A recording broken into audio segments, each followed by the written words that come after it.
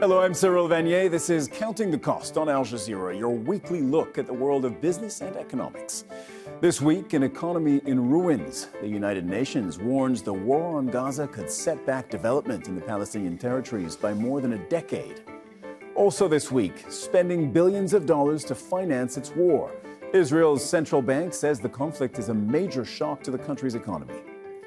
Plus, on the edge of the abyss, the spillover of the war into Lebanon could shatter what's left of Lebanon's fragile economy. The Palestinian territories are dependent on Israel for their labor and goods markets and for basic services like water and electricity. They are locked in a cycle of underdevelopment caused by decades of Israeli restrictions and occupation. Palestinian GDP stood at just over $20 billion last year. By comparison, Israel's economy is worth nearly $500 billion. The UN says the war on Gaza could set back development by as much as 16 years. And the longer the conflict goes on, the worse things will get. In a recent report, the UN says GDP in the Palestinian territories has fallen by more than 4%. This is after 1 month of war. That's a bigger impact than any previous Israel-Palestine war. 2 full months of conflict would cut GDP by an estimated 8.4% or $1.7 billion. And 3 months of war, now you're looking at $2.5 billion in GDP loss. The war is also devastating the labor market. 61%, that's the majority of all jobs in Gaza. 61% of jobs in Gaza have been erased. And in the occupied West Bank, 24% of jobs are gone, 1/4.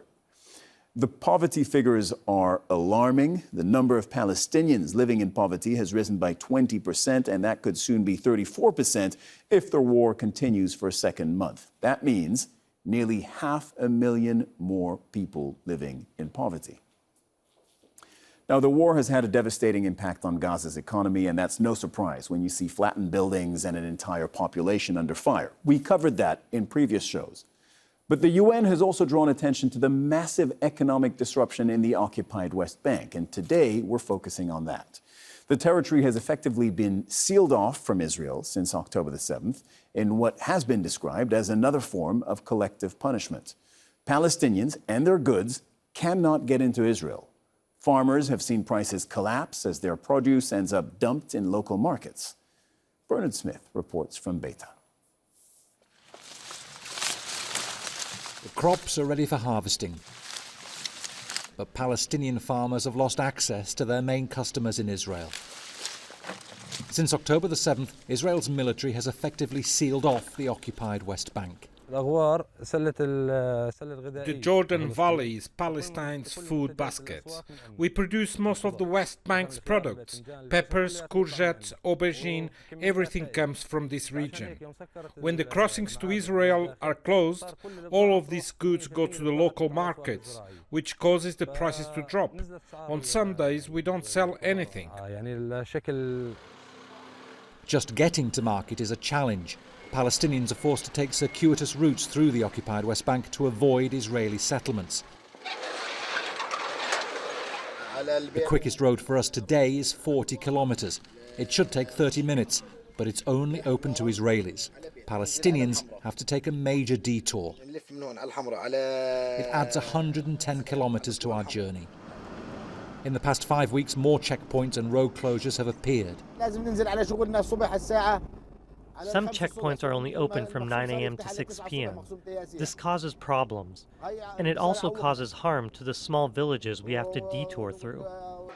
90 minutes later, we get to the market. It's almost deserted. Before October the 7th, this was a packed wholesale market with fruit from Israel and vegetables from the West Bank. But now Israel has put in a checkpoint just outside there, and that's choked off access to the market because it's stopping Palestinians using a main road that passes through a nearby village. And the Israelis have done that to protect the settlers who live all around here. Prices of vegetables have more than halved. Shifts have been cut. Some businesses have closed down. We're constantly afraid, so much so that when we come to work, for example, I'm from Nablus and I have to leave home at 1 in the morning when the checkpoint isn't busy, because if I get there later, I could be stuck for more than 2 hours, which impacts my work here. As settlements expand and new ones appear, those waits at checkpoints get longer and longer, significantly disrupting businesses as well as the lives of the Palestinians forced to endure them. Bernard Smith, Al Jazeera, Beta in the occupied West Bank. From Ramallah in the Palestinian-occupied territories, I'm joined now by Raja Khalidi, Director General of the Palestine Economic Policy Research Institute. Thank you for being with us. We saw in that report by Bernard Smith some of the ways in which an occupying power, in this case Israel, can squeeze the economy of an occupied territory. We saw there is no freedom of movement, or there's limited freedom of movement, limited access to other markets, in this case, access of Palestinian goods to the Israeli market. What are the other factors that our viewers should keep in mind? Yeah, thank you. The report actually focused on something which is critical and which is yet to be, as one of the many shocks that we're experiencing economically, is yet to be felt fully. We've already, in the West Bank, that is, experienced the first very important shock of the war, which is the return of around 200,000, up to 200,000 Palestinians who used to work in Israel and who used to bring around $3 billion into the Palestinian economy, approximately 15% of its national income. So those people are not only no longer bringing in that income for 2 months, probably 3, possibly for the rest of the year, of next year, but they are now an additional 17% of the labor force, which is sitting in the West Bank unemployed. So that's an example of the first shock. We've had others, Palestinian Arabs in Israel, who used to bring in around $1.1 billion a year to the economy in purchases and services. They stopped coming. These are some of the immediate shocks. The clearance revenue cut off by Israel, which anyhow is going to go down because of the repressed demand, so hence less imports, hence less trade tax. But the actual total can we focus on that for a moment? Israel withholding Palestinian tax that it should normally and would normally transfer to the Palestinian Authority. And now that transfer of money, Palestinian money, to the Palestinian Authority has been disrupted. What is the impact of that?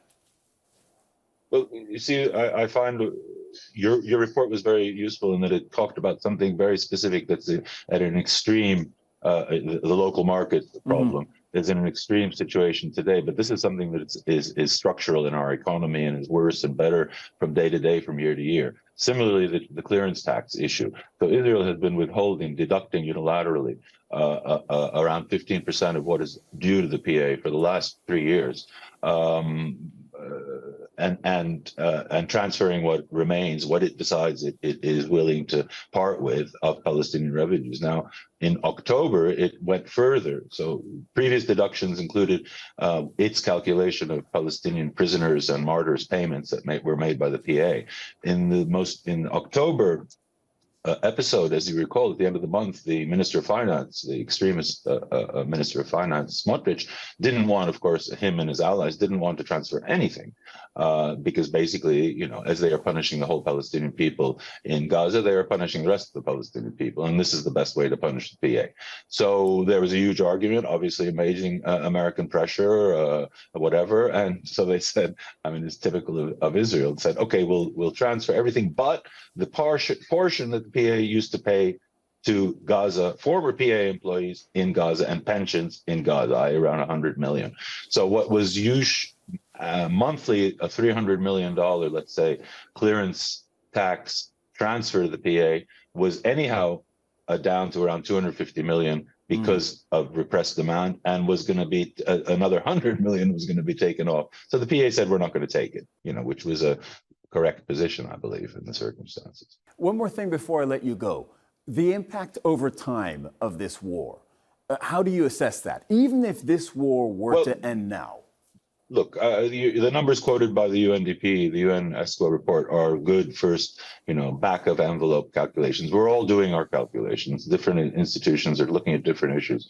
We've looked at things. We have a paper which will come out very soon on the impact of the labor force cutoff. And So, I mean, there are so many different waves coming at us. To begin with, and I think this is something we didn't have a chance to talk about, but Gaza is we can no longer talk about the West Bank and the Palestinian economy as one. We have to now talk about West Bank economy, East Jerusalem economy, which is another story, and of course Gaza. I mean, now Gaza is zero. Gaza has been decommissioned. The idea that there are even 20% of its labor force working currently is almost fantastic. And the idea that somehow this economy is just going to pick itself up if tomorrow the fighting were to end. But we're already talking about, put aside the tens of billions that will be required for relief and reconstruction. We're already talking about an annual blow to GDP and to gross national income of up to 20 to 30%, I think, this year, in the coming year.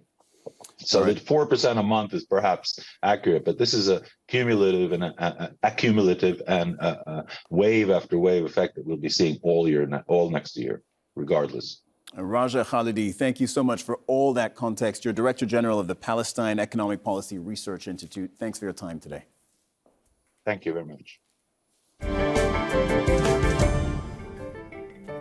Consider the economy of Israel now. From restaurants to high-tech companies and a major gas field, thousands of Israeli businesses ground to a halt after the country launched its war on Gaza. The government is now spending more on everything from weapons to wages for the hundreds of thousands of reservists that it called up for military duty. The finance ministry estimates the war is costing the economy around $260 million every day. Now, that's more than $250 million every day. Meanwhile, Israel's revenue from tourism and household spending has dropped, so public finances, of course, are strained. A couple more numbers for you to bear in mind. Israel says that it raised more than $8 billion in debt since the war started. The budget deficit is increasing. It's expected to reach 4% of economic output this year, 5% in 2024. And the cost to insure its sovereign bonds against the default is more than double what it was before the war began. The Calculist business newspaper estimates the war could cost as much as $51 billion. That's nearly 10% of Israel's GDP, and that is if the conflict goes on for up to a year. The Bank of Israel is calling on the government to balance two things: support the economy on the one hand, but also maintain a sound fiscal position. Prime Minister Benjamin Netanyahu has vowed to, quote, open the taps and to roll out a stimulus package bigger than during the COVID-19 pandemic. That includes cash handouts to Army reservists and businesses affected by the war. But critics say the measures did not go far enough, and the eligibility criteria specifically to get that government money were too strict. Well, to discuss all of this, I'm joined now by Professor Michael Ben-Gad. Michael is Professor of Economics at City University of London. Michael, this war, we just said that number, is costing Israel $250 million a day, slightly in excess of that. Why does this war come with a higher price tag for Israel than previous wars it has waged? We're thinking, for instance, of the 2006 Lebanon war. Oh, hello. So first of all, the number from Calculist, I think, is probably the worst case scenario. Yes. The direct costs are likely to be about $20 billion over the course of this year and next, of which about $8 billion is direct defense expenditure, which is more than covered by the U.S. aid package that we've received of $14 billion. Much of the rest will be used to support the 200,000 civilians currently displaced once the government gets its act together, and then rebuilding the 22 towns and villages destroyed in the initial attack. Of course, none of that can actually happen, so that's probably sometime late next year because nobody's going to agree to live alongside the Gaza Strip as long as it's controlled by Hamas. So the indirect effect is in terms of a loss of output probably means a reduction in growth from about 3% to 1.5%. That means a loss of about $7 billion. Again, how much next year depends on how long the war will last. I think a full year is probably on the extreme end. Keep in mind, Israel has about $200 billion in reserves, so it's certainly possible to pay for everything. Israel is a rich country. What we need mostly from the United States, so it's very nice that the United States is so supportive, but what we really need is the ability to buy the weapons, because it's really not possible for us to produce, given the economies of scale, everything that we require. Of course, it would be a lot better if we didn't have to spend the money on these kinds of things if there were no Michael, war. since you bring up the role of the U.S., it's a question I wanted to ask you later, but I'll ask you now. What happens if the U.S. were to downscale its financial support to Israel? Could Israel continue to prosecute the war the way it's been doing? Oh, absolutely. As I said, we have about $200 billion in reserves. I mean, my students back in Israel would always ask me why it is that a country with a floating exchange rate has such an enormous war chest. Well, the answer is war. Yeah. We need this kind of a backstop precisely for these kinds of emergencies. So the money that the United States is giving us is we're enormously grateful for it, but it's not necessary for us to defend ourselves. What we do need is access to the weapons. We can afford to buy it at market prices. We wouldn't be able to produce them ourselves. That's the difference. The Prime Minister has approved plans to amend the state budget in order to increase the deficit and cut spending on coalition agreements. Now, this is important. There's been a political row over these coalition funds, as they're known, money earmarked for Benjamin Netanyahu's backers, like payouts for ultra-Orthodox schools and for the various parties comprising the government. In a letter sent to Netanyahu, a group of 300 leading Israeli economists, of which Michael is one, said, quote, "The grave blow that Israel was dealt requires a fundamental change in national priorities and a massive diversion of funds to deal with war damage, aid to victims, and the rehabilitation of the economy." Now, they went on, a basic and necessary step would be to halt financing of anything unessential to war, first and foremost the coalition funds. Why are these coalition funds, Michael, so contentious? There are a lot of the government institutions, because of a lot of political calculus about maintaining the coalition. These are largely extraneous. They were extraneous before the war. They're even more extraneous now. So it's not even the amounts that we're talking about, because again, 3.5 billion, it's less than 1% of GDP, but it also just looks bad at a time that people are being asked to make sacrifices. The politicians don't seem to be able to come to some sort of a consensus about getting rid of a lot of these things.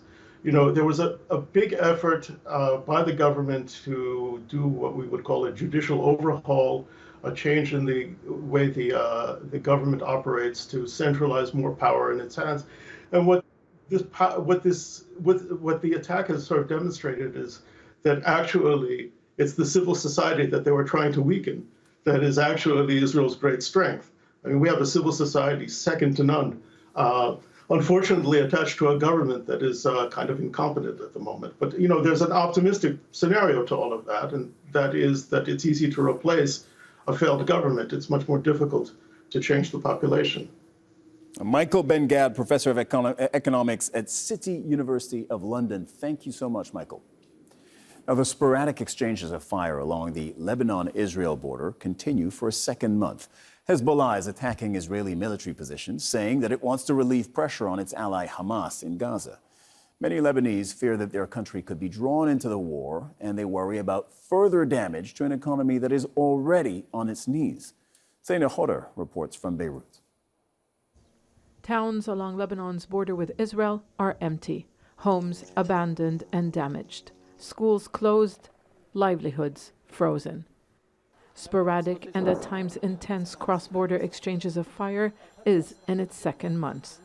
Hezbollah says it is relieving pressure on its ally Hamas, which is fighting Israeli soldiers in Gaza.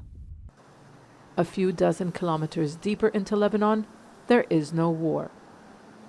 But it's uncertain times for a population struggling with an economic crisis. The hospitality sector has been hit hard. The Restaurant Association reports an 80% drop in business. People are scared and anxious about the situation. There are days when the streets are empty. Several Western and Arab governments have called on their citizens to leave or not to visit Lebanon. Many airlines have scaled back or canceled flights to and from Beirut. whatever is going to happen here in Lebanon, a war, potential war between us and Israel. So it will bring this economy into a depression. We were already into something called the stagflation, but right now it's becoming a depression in the economy. We have people leaving. We have no tourists coming. Many Lebanese were already struggling to put food on the table.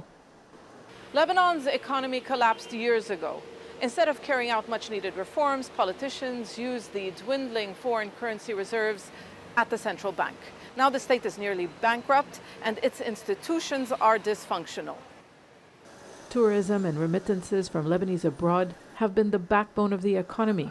And while people here sympathize with the Palestinians and their struggle, many fear a repeat of the 2006 war between Hezbollah and Israel. A lot of people are worried. We're hoping nothing will happen, but people are afraid that the Israelis will hit Beirut as well. What is happening in the south is very bad. Tens of thousands of Lebanese have already left their homes. A full-blown war, or even a protracted war of attrition confined to the border region, would be costly for a country already in ruins. Zana Khuder, Al Jazeera, Beirut. Joining us from Beirut to discuss this is Sami Atala, the director of the independent think tank, the Policy Initiative. Sami, thank you for being with us. So it's been 5 weeks, more than 5 weeks now, of permanent tension between Israel and Lebanon and cross-border firing of various kinds. What's been the impact so far of this, what to call it, of this quasi-war between Lebanon and Israel on Lebanon's economy? Hi, Cyril. Thank you so much for having me. Indeed, the last few weeks were extremely tense and remain so. And as you know, there's been a loss of several innocent lives at the border or close to the border, including civilians, obviously, and journalists. The use of phosphorus bombs by Israel has destroyed a lot of pine trees and olive trees.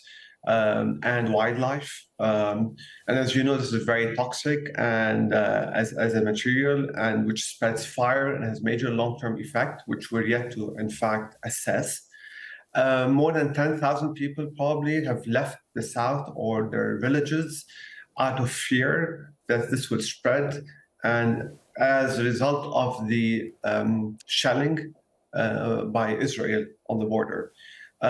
As you already know, it has been said in the report, in fact, the tourism has actually declined. The number of flights coming to Lebanon has also been reduced. People are very tense. How important is that, by the way, the drop, the impact on the tourism sector in Lebanon?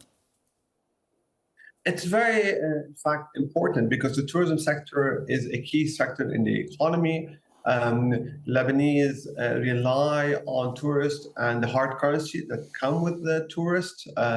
So, in fact, for consumption, particularly in touristic establishments, restaurants, and other touristic sites. So the government says it has an emergency plan. How strong is the plan of the Lebanese government? Because unlike Israel that we just talked about, it's not like this country has a lot of cash reserves that it can draw upon.